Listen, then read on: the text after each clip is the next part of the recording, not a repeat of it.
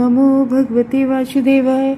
तो आज हम लोग श्रीमद् भागवतम के इस तृतीय स्कंद के हम लोग 9वें अध्याय का 34, 35 टू श्लोका करते हैं। नाना कर्म वितानेन प्रजा वह विशिष्टता नात्मा वसीदत्य संसते वर्षियान अनुग्रह। तो नाना कर्म ये विविध तरह के कई तरह के कार्य होते हैं, तरह तरह की सेवा होती है, भगवान की भी तरह तरह की सेवा होती है। तो कोई श्रवण सेवा करता है, भगवान की भगवत कथा सुनता है, तो कोई भगवान के अर्च विग्रह की सेवा करता है, तो कोई भगवान को पुष्प अर्पित करने की अलग अलग सेवाएं होती हैं, ऐसे करके। तो वही कह रहे हैं, चूँकि भगवान ब्रह्मा जी से कह रहे हैं क्योंकि तुमने जनसंख्या को असंख्य रूप से बढ़ाना। तो ब्रह्मा जी की क्या सेवा है कि जनसंख्या को बढ़ाना, जनसंख्या को असंख्य रूप से बढ़ाना, यानी कि लेकिन हाँ, बच्चे जो हों, बच्चे बहुत संख्या बढ़ना, जनसंख्या बढ़ना बुरी बात नहीं है, लेकिन वो कहते नहीं है कि लेकिन कैसे होने चाहिए।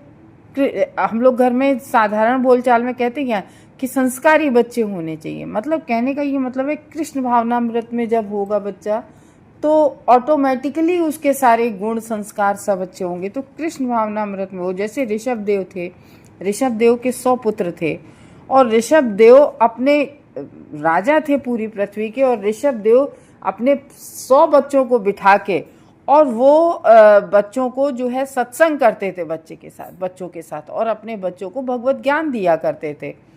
तो उन्हीं के जो सबसे बड़े पुत्र थे राजा भरत, तो वो देखो फिर वो बिल्कुल अपना राजपाट सब छोड़ के और जंगल में चले गए थे और वहाँ पर तपस्या। तो कहने का ये मतलब है कि बच्चे हों, लेकिन कैसे हों, कृष्ण भावनामृत वाले हों। तो जैसे ऋषभ देव ने अपने पुत्रों को ज्ञान दिया, तो बहुत प्रकार के जो कर्म होते हैं, जैसे बहुत प्रकार की सेवाएं होती हैं, तो चाहे भौतिक जगत हो, आध्यात्मिक जगत हो, कोई भक्ति में हो, तो वो सेवाओं को विस्तार पूर्वक करके तुम अनेक, ब्रह्मा जी से भगवान कह रहे हैं कि उन सेवाओं को, जो सृष्टि की सेवा दी हुई है ब्रह्मा जी को, तो उसको विस्तार पूर्वक तुम कर रहे हो। ये ब्रह्मा जी क्या कर रहे हैं, भगवान की सेवा कर रहे हैं, क्योंकि भगवान ने जो कार्य दिया है उस कार्य को कर रहे हैं। और हम लोगों के लिए भी भाई भगवान ने भगवत गीता में कहा है, मन मना मन भक्तो मध्याजी माम नमस्कुरु। तो करके तुम अनेक लोगों की सुंदर प्रकार से सृजन की इच्छा से युक्त, मतलब अच्छे सुंदर प्रकार से सृष्टि का सृजन की इच्छा से युक्त हो, एवं तो इसमें अवसाद को प्राप्त नहीं होगी। मतलब ये सब करके तुम्हें किसी प्रकार का अवसाद नहीं होगा, किसी प्रकार का तुम्हें दुख नहीं होगा, यानी कि कोई ये नहीं होगा कि अरे हमने ये गलत किया।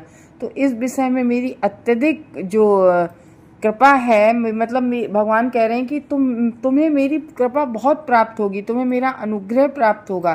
तुम जैसे नहीं कहते कि अरे चिंता नहीं करो, तुम करो, सारे कार्य सही होंगे, हम है ना तुम्हारे साथ, ऐसे भौतिक जगत में लोग कह देते ना, ऐसे ही भगवान कह रहे हैं यहाँ, ब्रह्मा जी को आश्वासन दे रहे हैं कि मेरी अतिशय कृपा है तुम पर, मेरी अनुग्रह की वर्षा हो रही है तुम्हारे ऊपर। तो ये यहाँ पर कह रहे हैं निर्बंध प्रजाम संसृजतु। तो क्योंकि डर रहे थे ना कि हम करेंगे, हर तरह के जीव बनाएंगे। देखो कर्मों के अनुसार हर किसी को एक अलग तरह का शरीर प्राप्त होता है, किसी को मनुष्य का शरीर प्राप्त होता है, किसी को राक्षस का शरीर प्राप्त होता है, किसी को देव शरीर प्राप्त होता है, तो किसी को मच्छर का शरीर प्राप्त होता है, तो किसी को कॉकरोच का शरीर प्राप्त होता है। अपने अपने कर्मों के अनुसार सबको अलग अलग शरीर प्राप्त होते हैं। विभिन्न संततियां उत्पन्न करने के कार्य में लगे रहने पर भी तुम्हारे पास पाप में रजोगुण फटक भी नहीं सकेगा, क्योंकि वो कह रहे थे ना कि मुझे हर तरह की सृष्टि करनी पड़ेगी, हर तरह के व्यक्ति जीव को कर्मों के अनुसार उन्हें वैसा शरीर देना पड़ेगा, तो उससे मैं कहीं रजोगुण से प्रभावित ना हो जाऊं या मैं खुद को कर्ता ना समझने लगूं। तो भगवान कह रहे नहीं, तुम क्योंकि पिछले श्लोक में बताया ना कि तुम अंदर और बाहर सब में मुझको ही देखोगे। तो ब्रह्मा को यही आश्वासन जो हम लोग अभी पढ़ चुके हैं ना, सेकंड कैंटो उसके 9वें अध्याय में, 9वें अध्याय का 36 श्लोका है, उसमें भी यही भगवान ने कहा है तो भगवान द्वारा इस तरह के अनुग्रह दिखाए जाने से ब्रह्मा की सारी योजनाएं अमोघ हो गई हैं। तो कह रहे हैं कि ब्रह्मा को लग रहा है ना कि मैं कहीं मोहग्रस्त ना हो जाऊं, तो भगवान कह रहे हैं कि नहीं, तो मोहग्रस्त नहीं होगे। और यदि भी कभी ब्रह्मा मोहग्रस्त होते भी हैं कहीं बाई चांस, हम लोग जब आगे पढ़ेंगे दशम स्कंद में, तो वे अंतरंगी शक्ति के कार्य को देखकर मोहित होते हैं, और वह भी दिव्य सेवा के आगे बढ़ने हेतु ही, कि भगवान की दिव्य सेवा के लिए आगे बढ़ते हैं। तो अर्जुन भी इसी तरह से मोहित होता पाया जाता है। युद्ध में कहने नहीं लगते मैं युद्ध नहीं करूँगा, ये मेरे चाचा ताऊ पितामह सब हैं, इससे अच्छा तो मैं भिक्षाटन कर लूँगा। वो भी मोहग्रस्त हो रहे थे, तब भगवान ने भगवद गीता सुनाई, तब उनका मोह भंग हुआ। तो श्री भगवान के शुद्ध भक्तों को ऐसा मोहग्रस्त होना भगवत ज्ञान में उनकी उत्तरोत्तर उन्नति के लिए होता है। तो यहाँ पर कह रहे हैं हम लोगों को भी अगर कभी ऐसा मोह होता भी है, कभी विचलित होते भी हैं, लेकिन भगवान का जो भक्त होता है, भगवान की जिसने शरण ग्रहण कर ली होती है, तो भगवान उसके मोह को, कभी होते भी है तो भगवान उसके मोह को दूर कर देते हैं, उसी ज्ञान में दे देते हैं। तो वही है इस श्लोक में।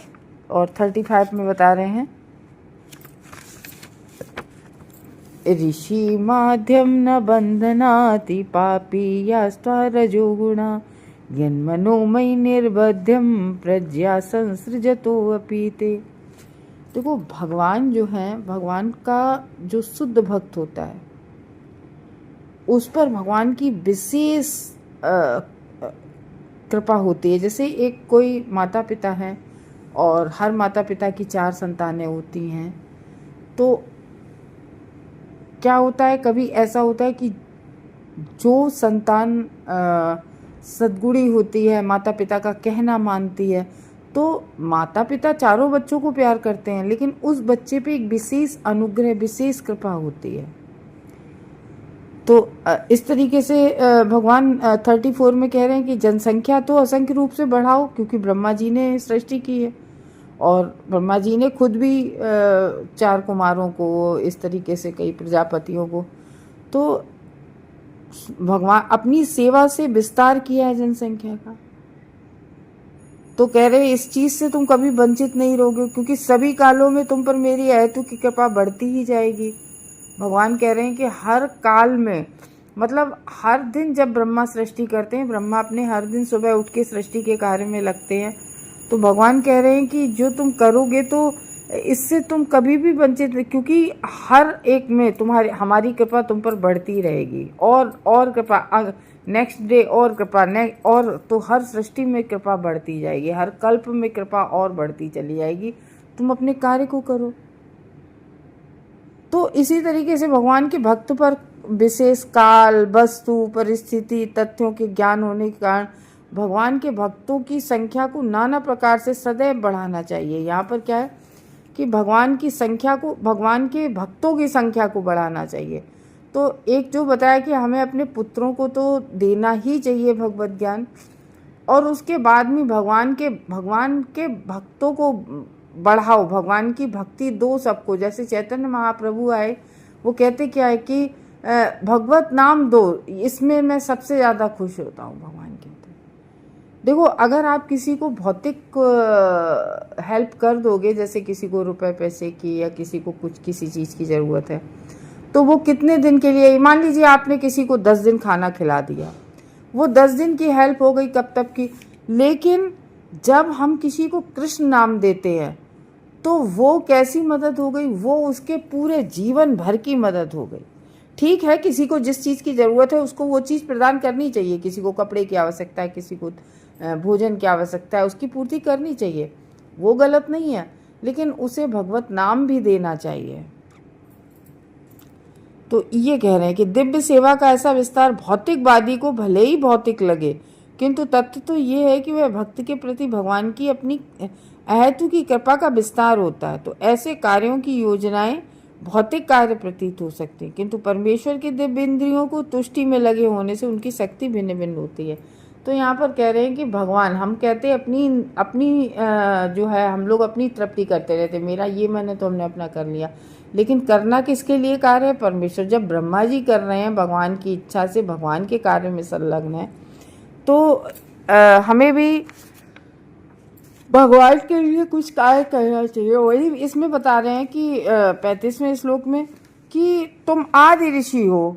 किसके लिए कह रहे हैं? ब्रह्मा के लिए कह रहे हैं कि तुम तो आदि ऋषि हो, तुम्हारा मन सदैव मुझ में स्थिर रहता है, इसलिए विभिन्न संततियां उत्पन्न करने के कार्य में लगे रहने पर भी तुम्हारे पास कोई रजोगुण नहीं फटकेगा। क्योंकि देखो, संतति उत्पन्न करते हुए भी भगवान कह रहे हैं तुम बच्चों को संतति उत्पन्न करोगे, तुम जनसंख्या बढ़ाओगे, तुम बच्चों को सृष्ट करोगे, तो तुम्हारे मन एकाग्र ही रहेगा, क्योंकि तुम हमारी भक्ति में लीन हो, हमारी दिव्य सेवा में लगे हुए। इसलिए ब्रह्मा जी को यहाँ पर ऋषि बोल रहे हैं कि तुम सर्वप्रथम ऋषि, मतलब जो रजोगुण का बंधन है वो तुम्हें बंधन में नहीं डालेगा। तो क्यों? क्योंकि तुम्हारा मन तो मुझ में बंधा हुआ है, मुझ में लगा हुआ है। तो इस तरीके से जो है भगवान अर्जुन से कह रहे हैं कि अपने कार्य में संलग्न रहो, ये तुम चिंता छोड़ो, तुम किसी भी रजोगुण से या तमोगुण से तुम किसी से भी प्रभावित नहीं होगे। देखो, इसी तरीके से जैसे हम लोग हैं, हम लोग, माया जो है हम लोगों को भी बहुत प्रभावित करती है, अपना प्रभाव छोड़ती है। तो लेकिन हम अगर भगवान की शरण में रहेंगे, क्योंकि माया भगवान की शक्ति है, भगवान की शरण, तो माया देवी हमें भी नहीं मोह में डालेंगी। क्यों? क्योंकि वो देखेंगी कि अरे जो भगवान की शक्ति की नहीं, ये भगवान का भक्त है, इसे डिस्टर्ब नहीं करना है। हरे कृष्णा।